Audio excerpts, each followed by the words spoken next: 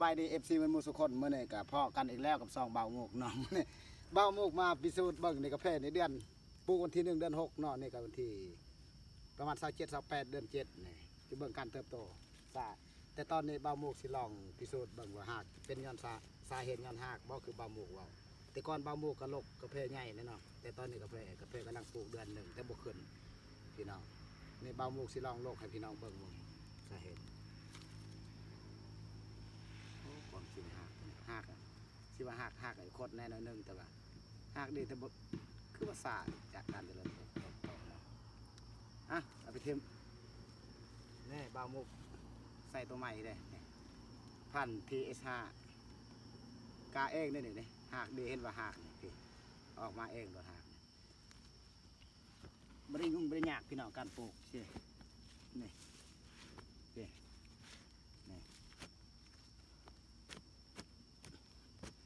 ความจริงหักหรือว่าแบบหักกับบุค่อยงามอยู่แต่ว่าสิว่างามก็เมื่อวันใดจะเป็นโรคทิมสิได้ปลูกใหม่พี่น้องการเอาปลูกเรื่องบุคคลต้องโรคทิมระยะเดือน 1เลยปลูกไว้ก็ยังบุคคลนี่ตัวนี้หักดีเห็นไหมตัดทิมเลย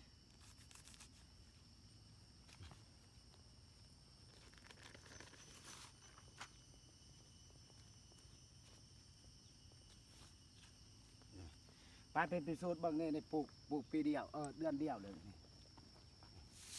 ตัวนี้ปลูกเดือนเดียวแล้วเนาะแต่ตัวนี้จะเบิ่งงามกกคึกดีเนาะตัวนี้งามตัวได้บ่งามเลยโลกเทียมเลยเด้อเอาคลิปนี้ถ้ามีประโยชน์จะให้พี่น้องแบ่งปันให้เด้อผู้ใดปลูกกาแฟใหม่ตัวใดกาแฟบ่งามเลยระยะเดือน 1โลกเทียมจะปลูกใหม่กก1ในบ่าวหมู่พิสูจน์เนาะนี่กกที่2เห็นวะมาในยับใกล้ๆนี่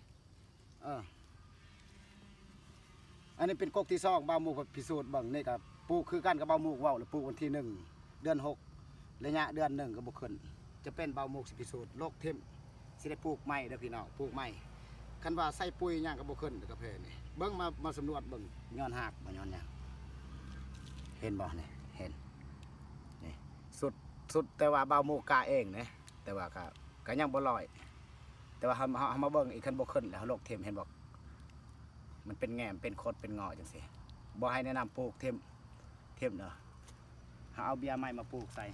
เป็นย่างเขากาเบียร์เนี่ยเขาต้องเผื่อไว้กรณีเนาะเขาปลูกระยะเดือน 1 2 เดือนบ่ขึ้นแล้วเขาไปสำรวจเบิ่งแล้วเขาเทมเขาสิปลูกใหม่เด้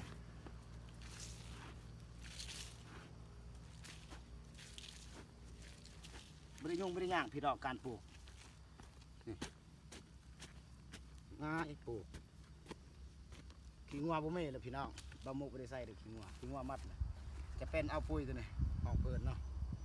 โอเคปุ๋ยประมาณนี้ในห้องเปิด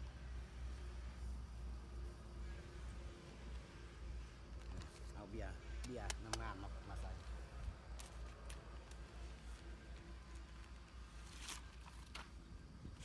การเฮ็ดสวนเป็นง่ายพี่น้องเอ้ยแต่เราต้องสำรวจแต่ละระยะโลกหญ้าขาพุ่นเนาะอ้าวสำนักแล้ว